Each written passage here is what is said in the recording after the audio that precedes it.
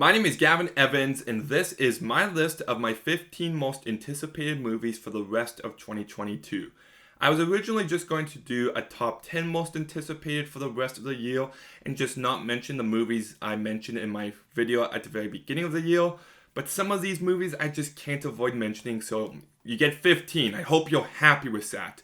But my 15th most anticipated movie for the rest of the year is Knives Out 2. I do like Rian Johnson as a director.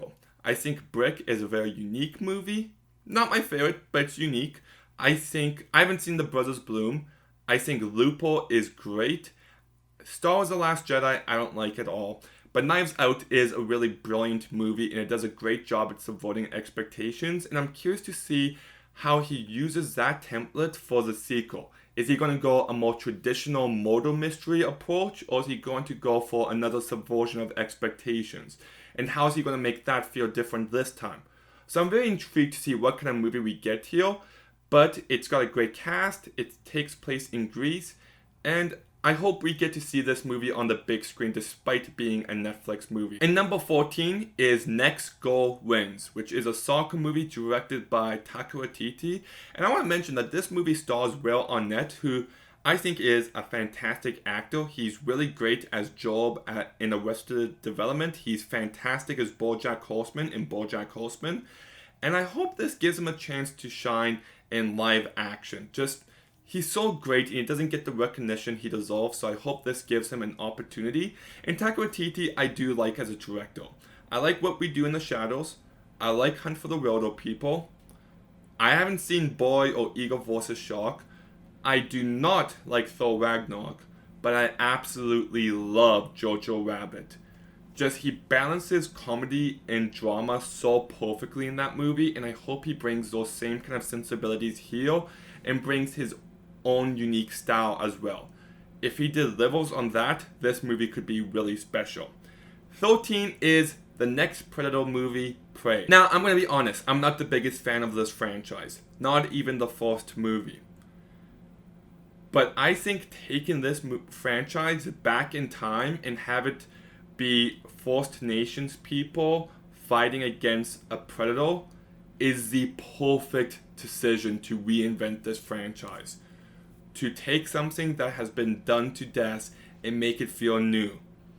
And it's directed by Dan Trachtenberg, who did Portal No Escape, which is a great short film, and he also did 10 Cloverfield Lane, which is a really intense movie, and if he brings those same kind of sensibilities here, I think this could be the best in the franchise. I was surprised to hear how many people hated the first trailer, because I thought it looked really good.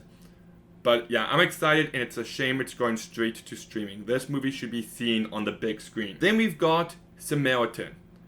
This is a movie that a lot of people probably haven't heard of, but it was supposed to come out like last June, and then it got pushed back, and I don't know. The amount of times it's been pushed back and the lack of news about it does have me worried about it. But the movie is directed by Julius Avery, who directed Overlord, which is just a top-notch, fantastic war horror movie. And I'm just like, yeah, like, he does such a great job at directing Overlord that I have to give this movie the benefit of the doubt. It's an original superhero movie, which we don't get all too many these days. So, it could go either way, but I'm leaning towards being optimistic. In 11th place is Hellraiser. We're getting a remake, and it's going straight to streaming, which just why release it in theaters? This is one I would love to see in theaters, but the first Hellraiser is one of my favorite movies. It is one of the scariest movies I've ever seen, bar none. It is incredibly gross, disgusting, and just horrific. I'm on edge the entire time I watch that movie. It is such an uncomfortable watch, with some amazing visuals behind it. And even though Clive Barker isn't behind this movie, I hope David Bruckner does a good job at keeping the same kind of atmosphere, but with his own visual twist on. I know Pinhead's going to be a girl here, and that could make it feel new, and I just hope it's better than all the sequels of Hellraiser we got, because the first one is so great that I would love for people to start talking positively about Hellraiser again. In 10th place is another horror franchise movie, and it's Evil Dead Rises. This is another movie going straight to streaming, unfortunately, which pisses me off. Now, the first Evil Dead is great, the second one is good, the third one is fantastic, love it, one of my favorite movies, and the remake is actually pretty good too. So this franchise is 4 for 4. No other horror franchise has that. So based on that alone, I have to give this movie the benefit of the doubt. And the fact that it takes place in the city could be a nice new reinvention of this franchise. My only worry comes from the director of Lee Cronin. He directed a movie called The Hole in the Ground, and it does have a good atmosphere. It's a good movie visually, but I still don't like it. But I trust him with this movie, so I hope he delivers a great Evil Dead movie here. In 9th place is My Father's Dragon. This is a cartoon saloon animated movie, and they used to be off my radar entirely, but then a few years ago they released Wolfwalkers, and that movie took my breath away. Just beautiful, beautiful animation with a real emotional story. I love that movie, and if they can bring any of that into this movie, then I'll be overjoyed. I don't know anything about the story, but I trust the studio, and I have to go back and watch some of their older movies because I've heard great things about those ones too. Then you've got The Menu, and The Menu does look like a good movie. My biggest worry concerning it is that the mysterious dishes that everyone's eating in this movie is just going to be human, and it's going to be a very cliche cannibal movie. And I hope that's not the direction they take, but judging by the trailer, it doesn't look to be. It's got Anya Taylor-Joy, who's one of my favorite actresses, Ray Fiennes, who is a fantastic actor. It looks good. I'm captivated by it, and I'm very intrigued. So I hope it doesn't go as a safe direction, but I don't think it will. I think this movie's going to be something really great. Just wait and see. Then in 7th place is Nope. And if you ask me if I'm not excited for this movie, I would say nope, because I am. It's directed by Jordan Peele, who directed Get Out, which is just perfection. He also directed Us, which is a movie that exists. But despite my issues with Us, it's a very well shot, well directed movie. All those issues come from the script. So he is 1 for 2, but he's such a great director. He's got a strong voice that I can't help but be excited for this movie, especially if he's dealing with aliens. And if you look at the trailer, Keke Palmer and Daniel Kaluuya look to be giving great performances. So yes, I'm very excited for this movie. In 6th place is Banshees of Inisherin, which is directed by Martin McDonagh and stars Colin Farrell and Brandon Gleeson, aka the two leads and the director of In Bruges, which is one of my favorite movies of all time. If you haven't seen In Bruges, it is beautiful, incredible stuff. It really is. So I'm curious to see what kind of magic that director and those actors captures this time. I think it's going to be a very different, but another very special movie. And Martin McDonagh, I do like 3 Billboards, I do like 7 Psychopaths. So even if it's not to the level of In Bruges, it's at the very least going to be a good movie. Then in 5th place is Window and Wild. This is a Netflix stop-motion animated movie directed by Henry Selick. If you don't know who Henry Selick is, he is the guy who actually directed The Nightmare Before Christmas, aka my favorite Christmas movie. It's a Christmas movie, not a Halloween movie. I'll do a video on that one day, actually. He directed Monkey Bone, which is an underappreciated movie. It gets far too much hate. He also directed James and the Giant Peach, which is a perfectly fine, enjoyable movie. But he also directed Coraline, which is one of my favorite movies of all time. Like, that's in my top 5. I love that movie with every fiber of my being. And the fact that he's going back to stop motion just gets me super excited. I can't wait to see what he delivers this time. Based on the trailer, it does look like it's going to be very different looking.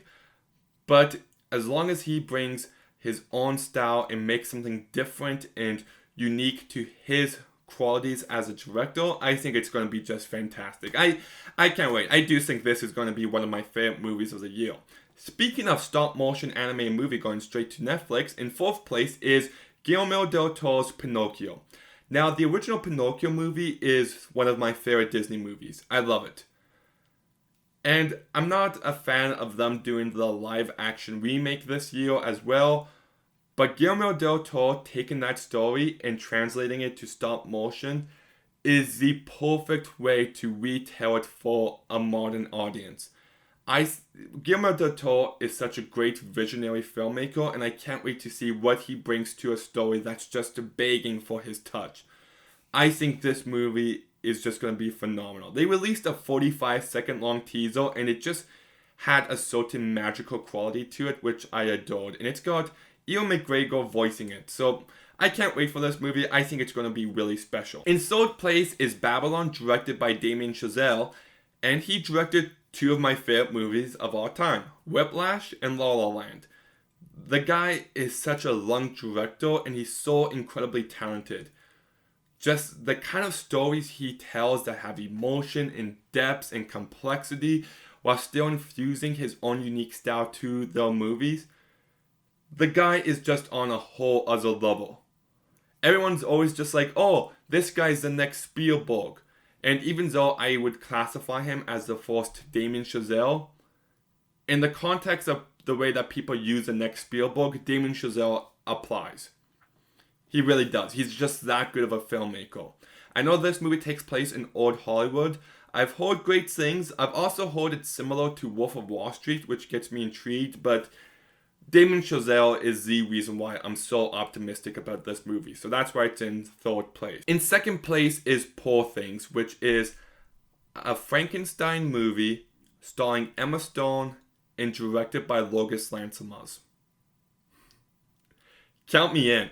So I'm just going to quickly pause it here, but I am incorrect here. I said that it's an adaptation of Frankenstein because I remember reading something about it a while ago, but it turns out I am incorrect. It's an adaptation of a book called Poor Things, which does have some Frankenstein similarities in it. So that's where the confusion is. And I also forgot to mention that Willem Dafoe is in this movie, and I can't wait to see him in the Yorgos Lanthimos movie. So, yep, my bad. Yorgos Lanthimos is a great director. The Lobster has a very unique atmosphere to it. It's very well shot. It's got this odd, unique sense of humor to it. And The Killing of a Sacred Deer is one of those movies I watched, and I didn't even know what I thought about it until months later, and it's just a very unsettling, movie that makes you feel hopeless. And I'm very curious to see what his spin on Frankenstein would be. Emma Stone's also a phenomenal actress with lots of range. I can't wait to see what she brings to this role. I can't wait for this movie. But in first place is a movie that, if you know me, shouldn't be a surprise, and it's Avatar 2. I've been saying it for 13 years, and I'll continue to do so. This movie will be incredible. In fact, I'm going to go ahead and call it right now. This will be my favorite movie of 2022. I have no reason to think otherwise. I think it's going to be groundbreaking on a technological level. I think it's going to have an emotional story. I think it's going to expand the world of Pandora in exciting, innovating new ways. And I think it's going to have some great character work. I can't wait for this movie.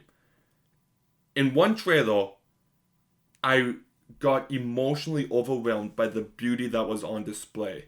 And if they were able to do that in 1 minute and 30 seconds, I can only imagine what they're going to be able to accomplish in a future-length movie. I'm going to see this movie in IMAX 3D opening night, and it's one I can see myself going back to time and time again. I really do think this movie is going to be special, and everyone's going to be eating all the negativity about it. So I can't wait for it. But what are your most anticipated movies for 2022? Let me know in the comments down below. Make sure you like, make sure you comment, make sure you subscribe. Stay tuned for some more videos soon. And Gavin